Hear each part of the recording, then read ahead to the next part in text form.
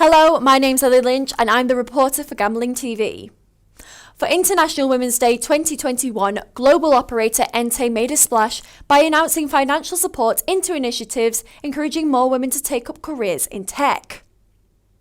Entain also held a company-wide online event looking at the role of women in business. Here are some highlights of the discussion with Entain CEO Jette Nygaard-Andersen and the company's new partnership with Girls Who Code.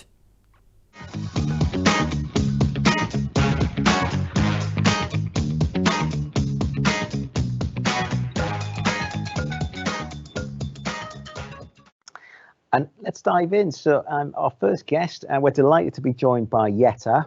Thanks for taking time out of a busy schedule, Jette. I know this is probably 6 weeks in. Delighted that you're going to hang out with us this afternoon. Could we dive in with the question of the hour with you first, please? We'd love to know what Choose the Challenge means for you. Yeah, is it only 5 weeks? It certainly feels longer. No, I'm just kidding. And first of all, thank you so much for having me on this panel on International Women's Day. You know, it has only been a few weeks since I started in my role as CEO, but I am so pleased I'm here today. And thank you also for the other panel members on taking out time of your diaries to talk about something that is very important.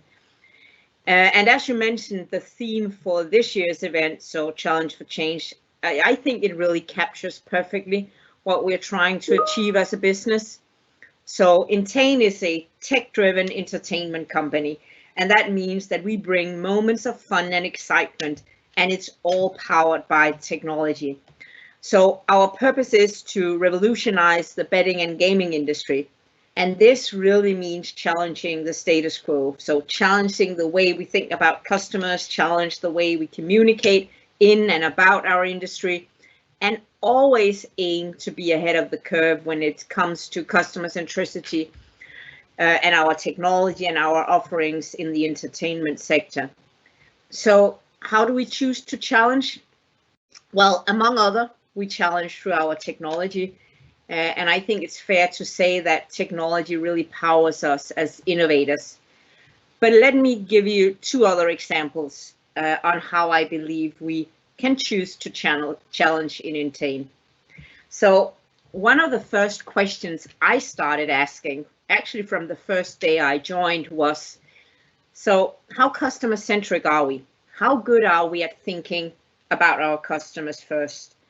How good are we at always remembering the customers in everything we do, be it in product development, in marketing campaigns, in branding, and in our communications to the market? And you know what? I was prepared for a lot of pushback. I was prepared to be told about all the things that worked perfectly. I was prepared to be told that this thing about customer focus is just some fluffy stuff. But I got a total opposite reaction. And I realized that Entain is a company where we always challenge. We strive for more, we strive to be better and the best. We strive not to hold back just because we did something in another way yesterday.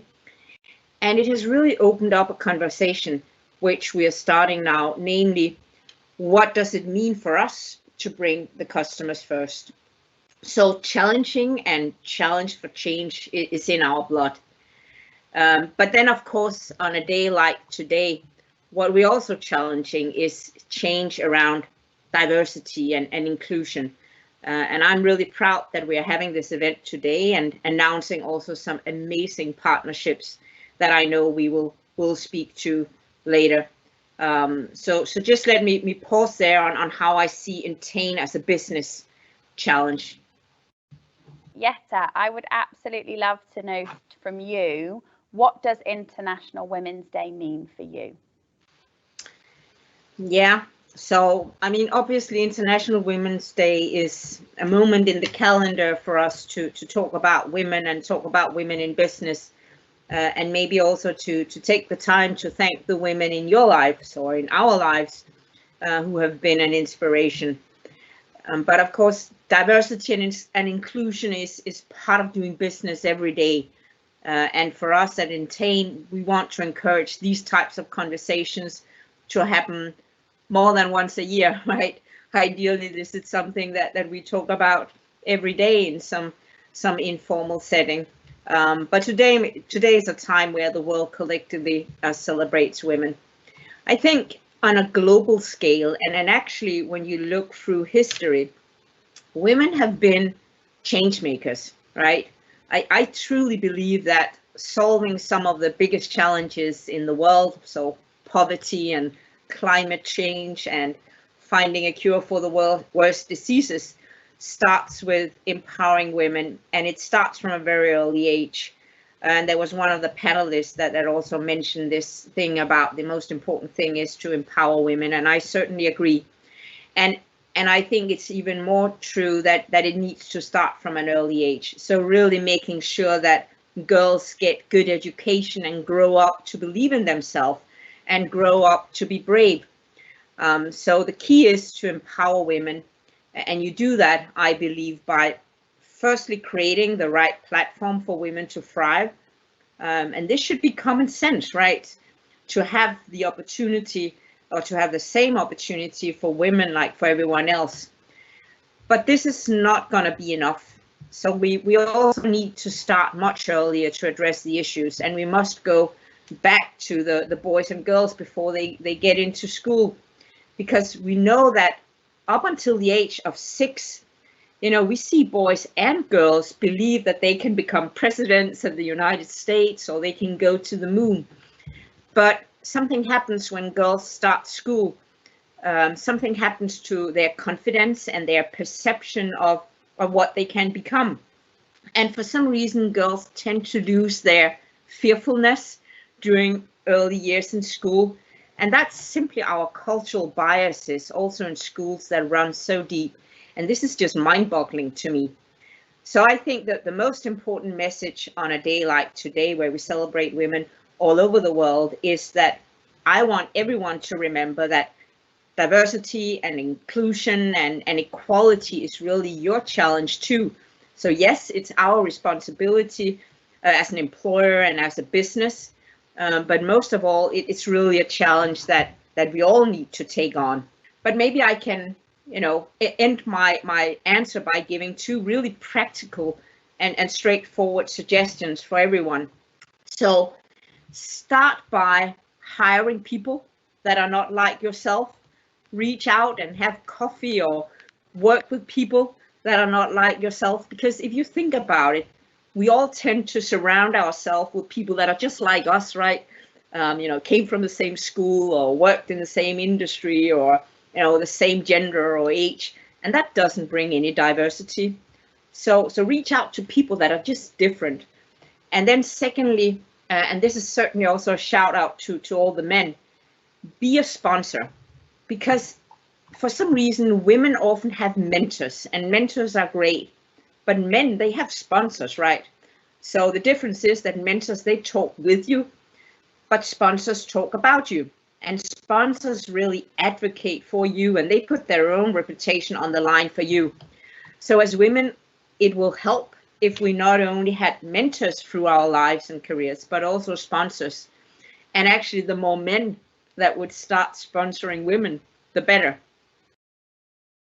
I am now so excited to be passing over to Grainne Hurst, who's going to tell you a little bit more about an exciting partnership that we launched this morning. So over to you, Grainne.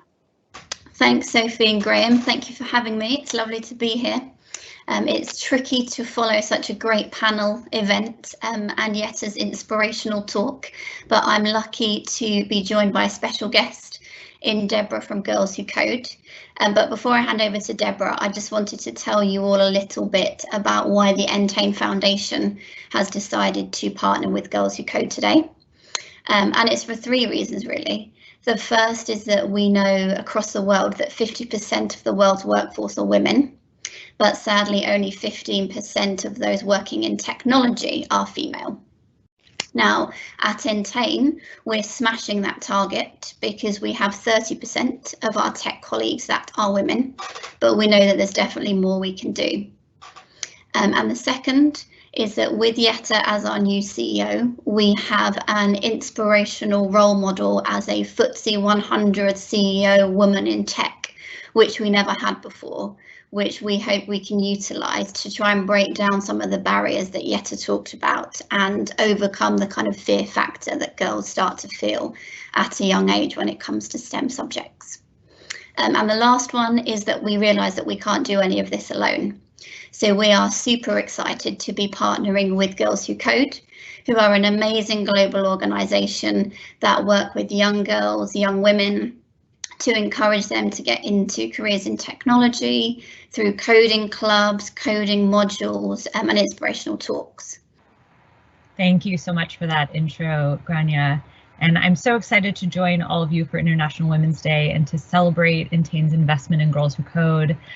At Girls Who Code, I like to think that every day is International Women's Day, but it's nonetheless exciting to get a day where the world focuses on women and girls, because we really need that focus. The gender gap in technology is not a new problem. In 1995, women made up almost 40% of the global computing workforce, and women like British inventor Ada Lovelace more than a century ago were early pioneers in the field. Yet today, as you just noted, women make up less than 26% of the computing industry. In the UK specifically, girls make up only 15% of computer science A levels. So we're going actually in the wrong direction at a time when technology is more critical than ever. Tech jobs are the fastest growing, the highest paying jobs in every country. And as we're seeing right now in the middle of a global pandemic, they are recession proof. This is a time when the pandemic has decimated so many industries and jobs, and particularly jobs traditionally held by women. So for women to get ahead economically, for families where women are often breadwinners to have economic security, and for all of us to have innovation that reflects the needs of our world, we need women in technology roles. As I mentioned earlier, the pandemic has laid a lot of things bare. It's further exposed the digital divide, where young women and young kids of color are really being left behind by our education system. It's exacerbating long-standing issues in our workforce, everything from lack of representation, pay equity, retaining diverse talent. And that's why Entain Foundation's investment in Girls Who Code comes at such a critical time. Girls Who Code started with 20 girls in New York City. Today, we've served more than 300,000 globally across specifically the US, Canada, the UK, and India. We focus on groups that are historically underrepresented in technology. So 50% of the girls we serve are Black, Latina, or below the poverty line. And our programs are enormously successful. In just almost 10 short years, we now have 80,000 college-aged alumni, and they are majoring in computer science and related fields like engineering at 15 times the US average. And we achieve that largely in two ways. The first is, yes, we teach girls to code through our free coding clubs and summer programs, where we spark their interest in tech by connecting the dots between code and impact. So our girls use technology to solve a problem in their community, and that's really what hooks them. As Jette said, it's tackling global challenges like climate change and disease prevention, but also really personal ones like bullying, childhood obesity. That's how we spark girls' interest in technology. And then we introduce them to a supportive sisterhood of friends, of mentors, of allies who support them on their journey into technology. And that's where partners like Entain are really critical, because you can serve as mentors for our young women, as sponsors to help them learn about the industry, to find opportunities for internships and for jobs, and to support them when inevitably they will encounter adversity and help them persevere. So that's the message I want to leave you with today for International Women's Day. We have a saying at Girls Who Code that you can't be what you can't see. And role models are so critical for all of us, whether you're the first female CEO of a company like Entain or a software engineer on your technical team. You have the power to transform the lives of young women by modeling a career that they never thought was possible. So thank you so much for believing in Girls Who Code, for investing in us and our young women, for showing up as mentors and allies, and for helping us really finish the fight. That's all of our fight for gender equality. So we'd just love a quick reflection, Jette, if we could bring you in again, just to talk about the partnership with Girls Who Code and quick reflection on the other couple of announcements that we'll make today. Yeah, and also from my side, first of all, thank you so much, Deborah, for not just telling us about Girls Who Code, but also the amazing work that you guys are doing. And I can tell you that I am personally extremely excited to see how Entain and Girls Who Code will work together. I have followed you. I spent a lot of time in the US in my prior job, and I've always followed what you do. So I'm very, very excited. And I'm also excited just to see what positive impacts we can have on the young women who are, looking for their first job in technology. As Entain is a technology company, and computer science is really an integral part of our business and our industry. I think for me, one of the, you could say, the most important things is that, as Deborah said, Girls Who Code is really about providing role models for these girls. And as you said, what you can't be, what you can't be, what you can't see. And this is important, and this part of why we are committed to Girls Who Code through the Entain Foundation. As a global business, we have a global approach, so we also partnered with the Tech Girls movement in Australia, and that movement aims to challenge gender perceptions within the technology sector and show young girls that women, firmly belong in technology. And then finally, we're also working with global gaming women to support their fantastic work within the gaming sector. But just coming back to the girls, and I want to mention something that is important, and I know this is part of the focus of organizations that we are supporting. So Girls Who Code's founder, Reshma Saujani, said that what we should really be worrying about in society is the bravery deficits and not the federal deficits. And I think this is actually very true because, as I mentioned earlier, most girls are taught to avoid risk and failure, right? We are taught to play safe, we are taught to get all A's, but it's different for boys. Boys are taught to play rough or crawl to the top of the tree. And this bravery index is part of the reason why I believe that women are underrepresented in STEM, and by the way, also in the C-suites and in the boardrooms and everywhere you look, really. So one of the things that I'm personally excited about with all these initiatives is how we can also, let's say in general, support girls and women to be brave. And I think that's really important theme, and it's so heartwarming theme also.